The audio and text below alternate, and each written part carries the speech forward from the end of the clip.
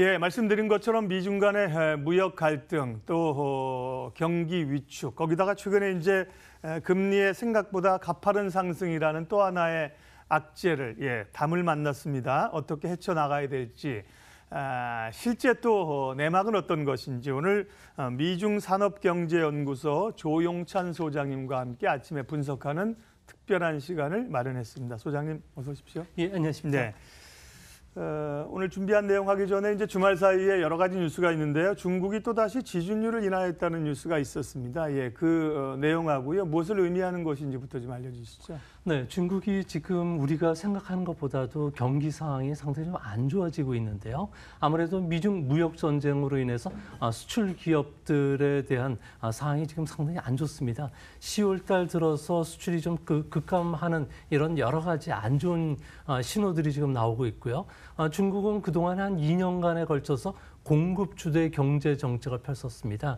이 때문에 현재 GDP 대비해서 256%나 올라가 있는 부채 비율을 줄이기 위해서 그림자 금융을 규제한다든지 다양한 그 금융 긴축 정책을 펼친 결과 민간 기업들의 도산이 좀 이어지고 있고요. 이 때문에 중국 정부가 서둘러서 지준율을 낮춘 것으로 보여집니다. 경기를 부양시키기 위해서는 지준율 인하 카드보다는 금리 인하라든지 그리고 리먼 쇼크 뒤에 중국 정부가 내놓은 4조 위엔의 그 내수 자극 정책을 쓰면 되겠지만 이럴 경우 위에나 절하 압력이 더 커지면서 미중 간의 무역 마찰이 더 불거질 수 있기 때문에 아무래도 중국 정부 입장에서는 지준율을 올해 들어서 네 번째 인하 카드를 꺼낸 것이 아닌가 이렇게 보여집니다. 네.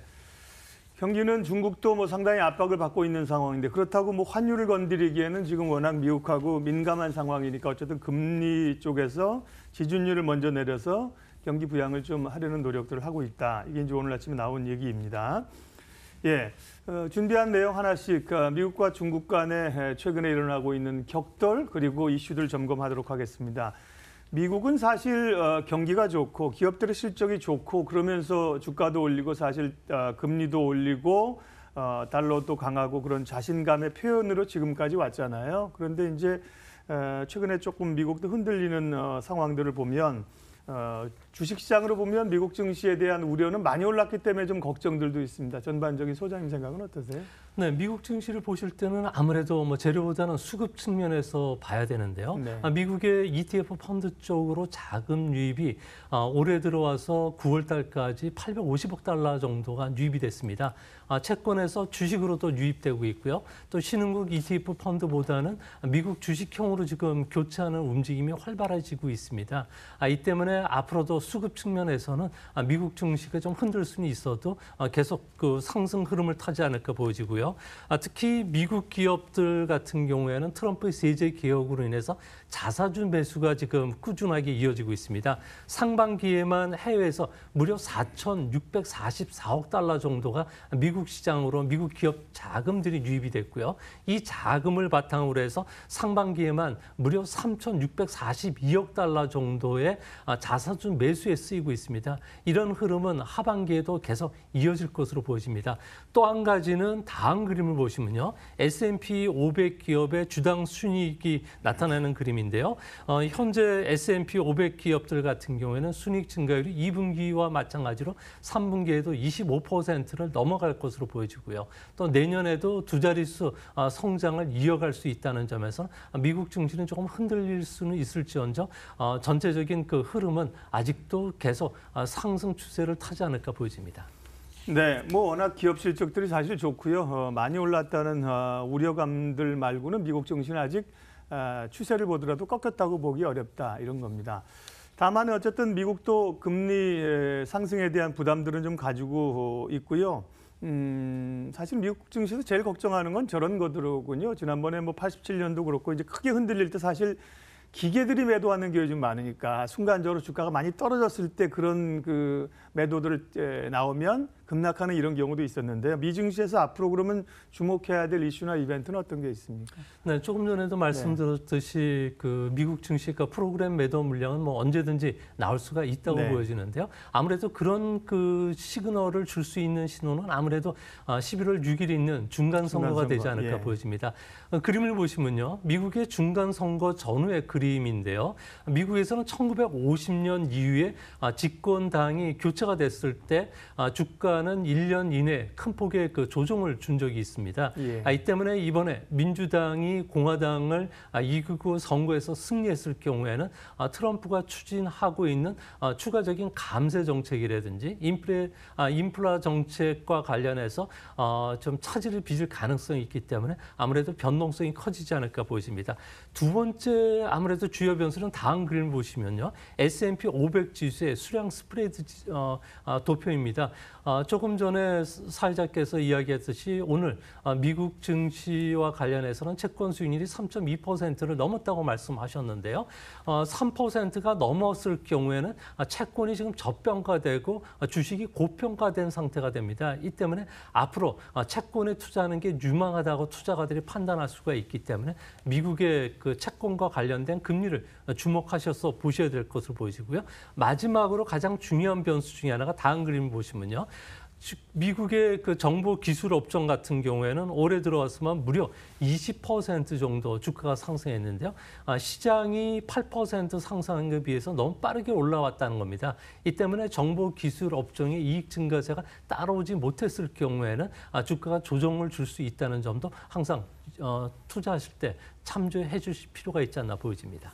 조금 전에 이제 미국의 중간 선거 전후 주가 흐름을 한 번만 다시 보여주시면요. 뭐 이번에도 그렇고 뭐 우리도 그렇습니다만 뭐 대선에서 예를 들면 여당을 찍어주면 총선에서는 야당을 찍는다든지 이런 그 민심 양상이 미국에도 좀 비슷하게 나타난다는 거 아닙니까? 그래서 이번에도 민주당이 이제 하원을 석권할 가능성이 높다는 건데 지금도 보면 이제 가운데 저희가 투표일이고 과거에 보면 투표일 이후에 보면 주가가 조금 올랐다 밀리는 건가요? 어쨌든 전반적으로 좀 투표일이 지나고 나서 이제 정권이 바뀌고 난 이후에는 지수가 영향을 좀 받았었다는 거죠. 네. 예. 지금도 그럼 그런 영향을 조금 받고 선반영을 하고 있는 거라고 볼 수 있나요? 네, 아무래도 네. 예전 그 상황이 반복되기보다는 미리 선반영됐다는 측면이 강한데요. 아무래도 민주당 같은 경우는 이번 선거에 그 민주당 색깔을 뜻하는 그 파란 파도가 지금 밀고 있다고 할 정도로 하원에서는 민주당이 다수당이 될 가능성이 높습니다. 네. 다행히 상원 같은 경우에는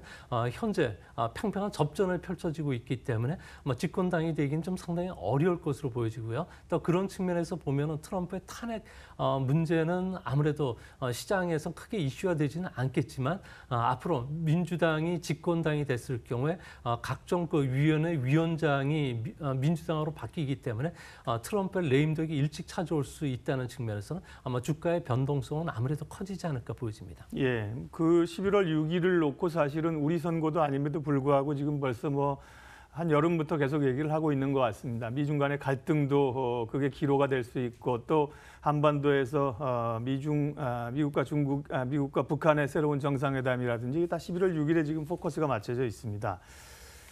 경제 얘기를 좀 하면요. 세계 경제 자체가 사실은 선진국 경제 흐름은 괜찮지 않았습니까? 그래서 이제 뭐 IMF나 주요 기관들도 올해 선진국 전망들을 괜찮게 냈었고 미국 경제도 괜찮고 다만 이제 미국 이외의 국가들 뭐 유럽이라든지 뭐 이머징 마켓은 말할 것도 이머징 시장은 말할 것도 없고요. 최근에 이제 경기 신호에 좀 파열음들이 들리고 있는 상황인데 전반적인 세계 경제 흐름은 어떻게 보세요? 아무래도 그 경기 사이클과 관련해서 정확히 예측만 한다면은 주시장에서 절대 패배하지는 않을 것으로 보여집니다.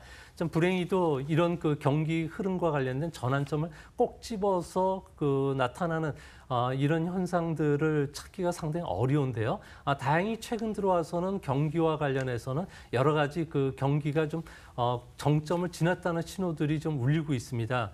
가령 경기 사이클 종반점에 알려주고 있는 기업 채무 비율이 상승한다든지 대체 연체율이 상승하는 문제, 신규 실업 보험 건수가 좀 늘어나는 그런 측면을 봤을 경우에 미국을 비롯해서 세계 경기가 이제는 정점을 지나서 서서히 연착륙 과정에 들어가 있지 않나 보여집니다. 모든 지표를 놓고 봤을 경우에 현재 이번 경기 사이클의 그 중간점을 지나고 있고요. 또 굳이 판단하면 경기 사이클은 2011년을 전후해서는 끝나지 않을까 보여집니다. 많은 경제 예측 모델들에 따르면 뭐 고금리 환경이 앞으로도 지속이 될 가능성이 있다는 점에서 주식시장에서는 뭐 경기 민감주보다는 앞으로 배당주를 찾는 이런 움직임이 좀 더 속도를 좀 내지 않을까 보여집니다. 예. 말씀드린 것처럼 뭐 우리를 포함해서 이머징 국가들은 다 그렇고요. 그나마 이제 미국 경제는 사실 굉장히 탄탄한 그걸 배경으로 이제 정치적인 자신감과 함께 여러 가지 상황들이 나타나고 있는 건데, 미국 경기에 대해서는 전반적으로는 뭐 상승세가 경기 확장이 이어지는 반면에 일부에 좀 우려도 있습니다. 그리고 주말에 뉴스 보신 분들은 알겠지만 금융연구원의 자료 가운데 보면 이제 내년부터 미국의 금리 인상이 중단될 수도 있다. 왜냐하면 이제 중국하고 갈등 느끼면서 미국도 부담을 가지고 경기에 부담을 가질 수밖에 없다. 이런 연구도 있는데요. 미국만 놓고 봤을 때 미국의 경기 확장 국면은 계속될 가능성이 있다고 보세요? 아니면 우려처럼 좀 브레이크가 걸릴 걸로 보세요? 네, 브레이크가 걸리기보다는 확장이 조금 더 지속이 될 가능성이 높은데요. 네. 아무래도 미중 무역 마찰에 따른 영향이라고 하지만 실질적으로 그 중국에서 저가 제품들 생산됐던 것들이 아무래도 다른 나라에서 빠르게 대체 전환이 일어나고 있기 때문에 미국의 물가 상승 압력이 생각보다 그렇게 크지는 않을 것으로 보여지고요. 또 이런 측면에서 미국의 전미 경제 연구소에 따르면 현재 미국 경기 확장 국면은 112개월 정도 확장이 되고 있는데요. 앞으로도 이런 흐름은 2020년까지 계속 진행이 될 것으로 보고 있습니다. 그림을 보시면요. 미국의 경기 확장과 관련된 부분입니다. 2차 세계대전 이후에 현재 미국의 경기 확장 국면은 IT 버블이 일어났던 2000년 초반에 끝났던 경기 확장과 버금갈 정도의 경기 확장이 일어나고 있는데요. 이 때문에 앞으로 미국 경기가 이제 수축 국면에 들어갈 수 있다는 신호는 아무래도 미국의 장단기 금리가 역전이 되고 나서 한 1년 내지 한 2년 뒤에는 경기 수축 국면에 들어가는데, 현재 이런 장단기 금리 외에 다른 경기 지표를 봤을 경우에는 미국 경기는 계속 확장 국면에 있는 것으로 보여집니다. 다음 그림을 보시면요. 미국의 경기 선행지수입니다. 미국의 경기 선행지수는 10가지 지표를 가지고 만들어지는데요. 이 경기 선행지표가 정점을 찍고 난 뒤 보통 한 16개월 뒤에 경기 수축 국면에 들어갑니다. 이 지표를 구성하고 있는 ISM 제조업지수, 소비자 신뢰지수, 신규 실업 청구 건수 등과 같은 지표들은 여전히 상승 추세를 보여주고 있기 때문에 미국의 현재 경기 확장 국면은 1, 2년 안에 끝나지는 않을 것으로 보여집니다. 네. 지금까지 한 얘기를 좀 종합해보면요. 미국의 경기 상황은 우려는 있지만 경기 확장세가 이어질 가능성이 높다. 주가도 걱정은 있지만 이익이라든지 경기 상황을 보면 더 갈 수 있을 것이라고 말씀을 하셨고요. 문제는 이제 신흥국입니다. 우리가 포함되어 있는 신흥국들이 최근에 여러 가지 이제 외환상의 위기 혹은 이제 부채로 성장한 것에 대한 우려로 뭐 여러 경제들이 터키를 포함해서 우려가 나오고 있지 않습니까? 신흥국 상황은 어떻게 보세요? 네, 신흥국 경제와 관련해서는 미 달러가 강세로 전환됐던 4월 달 이후부터는 신흥국 쪽에서 자금 이탈이 일어나고 있습니다. 그림을 보시면요. ETF 펀드를 통한 신흥국 자금 유입 현황입니다. 현재는 그 미국에서 그 자금이 이탈되는 모습이 좀 뚜렷해지고 있는데요. 아무래도 직접적인 원인은 미국의 금리 인상에 따른 경기감도 있고요. 또 무역 전쟁에 대한 불확실성 문제로 인해서 2017년도에 유입됐던 그 채권 자금들이 차이나 쇼크 유출 때보다 많은 800억 달러 정도에 달하고 있기 때문에 앞으로 신흥국 그 증시, 특히 채권 시장과 관련해서는 좀 변동성 확대 요인이 되지 않을까 보여지고요. 미국의 장기 금리가 조금 더 계속 상승이 좀 계속이 되거나 가파라졌을 경우에는 경제 펀더멘털이 좋은 신흥국 쪽에서도 자금 이탈이 계속 진행될 수밖에 없다는 측면에서는 신흥국과 관련된 외국인들의 매수에는 예전보다는 좀 못하지 않을까 보여집니다. 뭐 실제 이제 말씀하셨던 뭐 터키나 아르헨티나, 브라질 이런 신흥국과 한국 대만은 좀 차별화가 됐습니다만 지난주에 이제 미국의 금리 상승 이런 것들로 사실 우리 시장 아마 대만도 마찬가지일 겁니다. 외국인 자금이 꽤 많이 빠졌습니다. 그런 점에서 지금 말씀하신 그 신흥국에 대한 투자 환경은 계속 얘기가 될 것 같은데요. 조금 진정이 되는 국면입니까? 앞으로 어떻게 될까요? 예. 네, 중요한 거는 2015년부터 16년도 사이에 찾아왔던 차이나 쇼크가 재현되느냐는 문제인데요. 이런 그 차이나 쇼크까지는 재현이 되지 않을 것으로 보여집니다. 아무래도 그 중국 같은 경우에도 현재 지준율 인하뿐만 아니라 각종 경기 자극 정책을 앞으로 내놓을 것으로 보여진다는 점에서는 내년도까지는 중국 경제는 경착륙보다는 연착륙 가능성이 있고요. 또 중국 정부 입장에서는 환율과 관련해서는 1달러에 7.2위안선까지 하락을 유도할 가능성이 있다는 점에서 중국의 수출 경기가 급속도로 냉각은 되지는 않을 것으로 보여집니다. 현재 그 그림을 보시면요. 중국의 경기 동향 지수입니다. 현재는 경기가 감소 국면에 들어가고 있는데요. 앞으로 경기 침체 가능성을 막기 위해서 중국 정부가 여러 가지 조치를 내놨을 경우에는 크게 경기 그 경착륙에 들어가지는 않을 것으로 보여지고요. 또한 그 중국 같은 경우는 미중 간의 무역 마찰과 관련해서는 해소하기 위해서 내년도부터는 본격적인 협상 국면에 들어갈 가능성이 있고요. 중국 제조 2025와 관련해서도 톤다운 움직임을 보여주고 있다는 점에서는 내년도에는 지금과 같은 갈등 국면이 지속되지 않는다는 점에서 주식 시장뿐만 아니라 우리나라 채권 시장에도 좀 안정되고 그리고 반등할 수 있는 기회를 주지 않을까 생각이 됩니다. 예. 미국의 중간 선거 관련해서도 사실 구체적인 질문들을 좀 드렸는데 시간상 그 부분은 좀 앞에 말씀하신 걸로 좀 훅 넘어가고요. 왜냐하면 이제 미중 간의 무역 전쟁의 시나리오 이런 것들이 사실 더 중요한 상황이기 때문에요. 지금 이제 뭐 서로 내놓을 수 있는 카드들은 내놓은 상황인데 장기화 국면은 뭐 불가피한 걸로 보고 있습니다. 미중 간의 무역 전쟁은 지금 어디쯤 와 있고 앞으로의 시나리오는 어떻게 갈까요? 네, 미중 간의 그 무역 전쟁은 그 12월 달까지는 계속 전면전 양상으로 흐를 가능성이 있습니다. 예. 중국 같은 경우에는 무역 전쟁을 하기 전에 올해 8월 달이었죠. 그 중국에서는 베이다호 회의에서 당 원로들과 시진핑 국가주석이 항전 의식 그 강화를 이야기를 했고요. 네. 또한 내치를 중심으로 한 그 경제 부양에 초점을 맞추기로 했기 때문에 올해 중까지는 미중 간의 그 무역 마찰이 좀 심해질 가능성이 있지 않을까 보여집니다. 이렇게 되면 미중 모두 GDP 대비해서는 한 1% 정도 하락 요인이 작용할 가능성이 있다는 점에서 앞으로 중국 정부가 다양한 경기 부양책을 꺼내들 가능성이 있고요. 가장 확률이 높은 시나리오는 앞으로 미중 간의 물밑 협상을 통해서 현재 수준에서 보복 전쟁을 멈출 가능성이 있지 않을까 보여집니다. 중국 같은 경우에는 GDP 대비 수출 비중이 무려 19%로 상당히 높고요. 또 기업 부채 비율이 상당히 위험 수준까지 올라왔기 때문에 중국 제조 2025라든지 미국이 원하는 시장 개방, 지적재산권 보호와 관련해서는 전향적인 자세를 보일 수 있다는 점을 시사하고 있다는 점에서 앞으로 무역 전쟁은 내년도부터는 좀 수면 하로 좀 가라앉지 네. 않을까 보여집니다. 그랬으면 참 좋겠습니다. 반가운 말씀하셨는데 그러면 이제 중국이 결국은 이 중국과 미국의 격돌 가운데 중국이 뭔가 좀 물밑 협상을 통해서 내줄 건 내주는 지금 말씀하신 중국 제조 2025 이런 것들 미국도 상당히 그 경계하고 있는 거 아닙니까? IT 기업들에 대한 투자도 못하게 하고 최근에는 또 미국 기업들의 정보를 뭐 중국이 칩을 심어서 빼갔느니 이런 얘기를 하고 있잖아요. 예, 그런 것들이 조금 연말로 가고 내년 연초로 가면 누그러질 수 있다. 그건 시기적으로도 이제 11월 미국의 중간 선거를 그러면 끝나고 나서 그런 변화나 협상에 좀 나올 수 있는 가능성이 있나요? 네, 그렇습니다.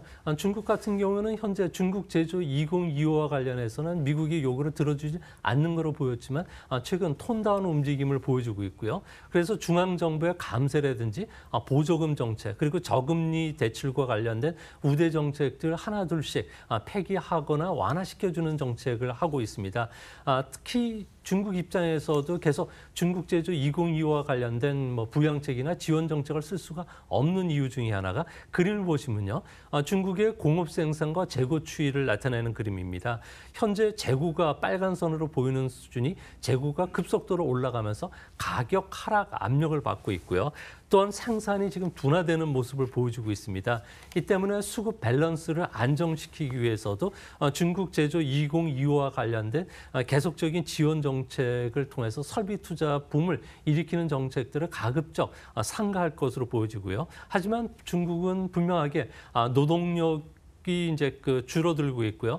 대량의 자본 투자에 의한 성장을 하는 단계는 지났기 때문에 앞으로 기술 혁신을 중심으로 한 중국 제조 2025 같은 경우에는 미중 간의 무역 마찰이 해소되면 다시 등장할 수 있다는 점에서 항상 미중 간의 내관으로 작용할 가능성도 커질 것으로 보여집니다. 예, 소위 시 황제로 불리는 시진핑의 리더십과 앞으로의 경제 정책에도 상당한 어떤 변곡점을 맞이한 것만은 사실입니다. 예, 시간상 소장님 마지막 좀 질문을 드리겠습니다. 그러면 미중 간의 어쨌든 무역 전쟁이 지금까지 상당 부분 진행돼 왔고 중국은 이미 적지 않은 타격을 받았고 앞으로도 상당 부분 좀 미국에게 내어줄 것을 내어주고 타협을 한다고 하면 중국의 산업이라든지 경제에 앞으로 타격이 있지 않을까 이런 그림도 그려보는데요. 앞으로 중국 경제 그림은 어떻게 보세요? 네, 내년도와 관련해서는 앞으로 미중 간의 무역 협상이 제대로 안 됐을 경우에는 수입품 전체에 대해서 관세를 부과할 가능성이 있게 되는데요. 이렇게 됐을 경우에 중국 같은 경우는 수출 감소율이 무려 2.8% 이상, 명목 GDP 대비 0.5% 이상 감소하게 됩니다. 여기에서 그림에서 나타나듯이 가장 큰 위험을 받고 있는 부분들이 기계나 전기 그리고 가구나 게임 같은 기타의 업종이 될 것으로 보여지고요. 이 중에서도 수출 감소율이 가장 컸던 수송 다음 그림을 보시면요. 여기 나타나는데요. 수송 기계나 피형 목재, 플라스틱 고무 제품 그리고 기계 전기 업종이 가장 큰 피해를 입는다는 점에서 이들 업종과 관련된 부품을 수출하는 우리나라 기업들 같은 경우는 가급적 피해 주시는 것도 좋지 않을까 보여집니다. 네.